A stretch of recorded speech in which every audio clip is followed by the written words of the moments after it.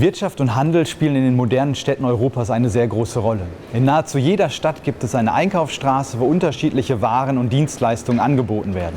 Dabei ähneln sich diese Straßen in dem, was man dort kaufen kann und in den ansässigen Händlern doch sehr stark untereinander. Das Einkaufen in den Innenstädten dient dabei nicht nur dazu, sich mit den wichtigen Dingen des täglichen Bedarfs einzudecken, sondern hat auch einen sehr hohen Freizeitwert.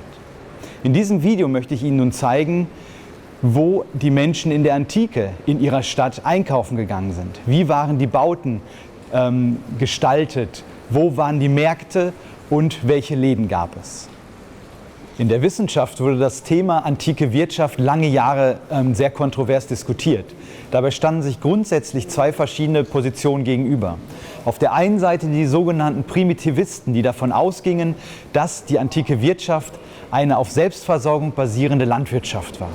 Auf der anderen Seite standen die sogenannten Modernisten, die in der antiken Wirtschaft moderne Elemente entdeckten, wie eine rationale Wirtschaftsweise, wie die Ausrichtung auf den Markt oder auch Wirtschaftswachstum.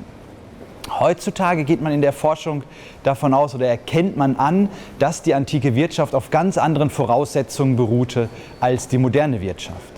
Dennoch weiß man, dass die antike Wirtschaft hochspezialisiert war mit unterschiedlichen Gewerken, Produktionsstätten und vor allen Dingen einer hochgradigen Vernetzung im antiken Mittelmeerraum.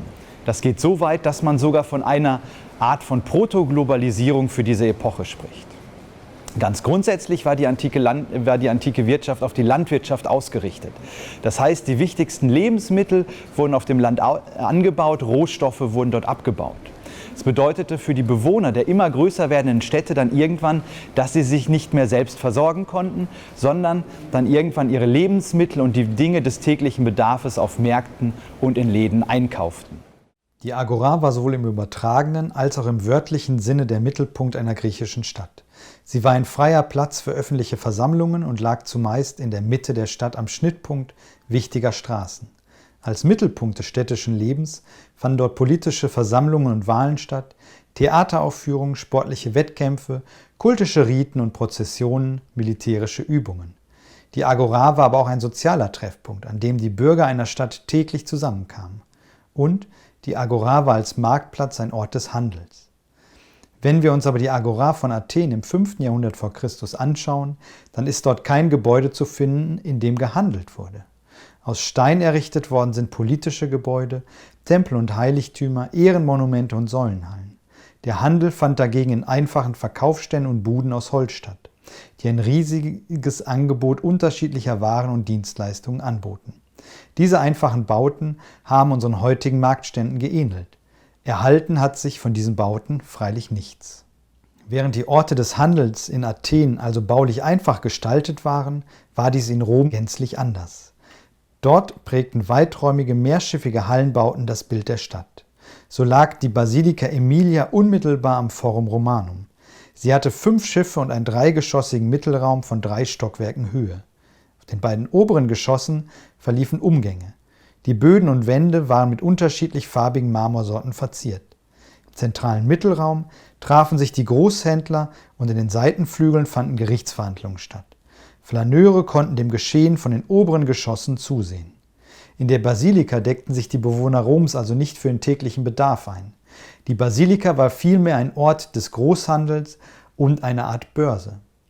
Für den Einkauf von Fisch, Fleisch und anderen Delikatessen diente das Marcellum.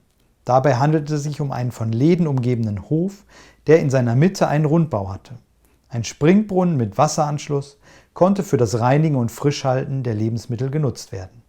Wie die Basilika war auch das Marcellum reich ausgestattet mit Fußböden, Wandverkleidung und Säulen aus Marmor. Die Bauten in Athen für den Handel waren also sehr einfach gestaltet, einfache Buden, die unseren fliegenden Märkten nicht unähnlich waren. In Rom hatte man dagegen aufwendig und luxuriös ausgestattete Handelsbauten. Die Händler in Athen begnügten sich also mit einfachen Buden. In Rom hatte man dagegen für den Großhandel die Basilika, für den Einkauf von Fisch, Fleisch und anderen Delikatessen das Marcellum und eine große Anzahl weiterer Läden für Lebensmittel, aber auch für andere Dinge des täglichen Bedarfs. Aber ganz gleich, ob einfache Bude oder aufwendig gestalteter Handelsbau, wir müssen uns diese Gebäude als sehr bevölkerungsreich vorstellen. Man kam dorthin, um sich mit Dingen des täglichen Bedarfs einzudecken, aber auch um zu sehen und gesehen zu werden. Und damit ähneln diese Gebäude doch sehr stark auch unseren modernen Einkaufsstraßen.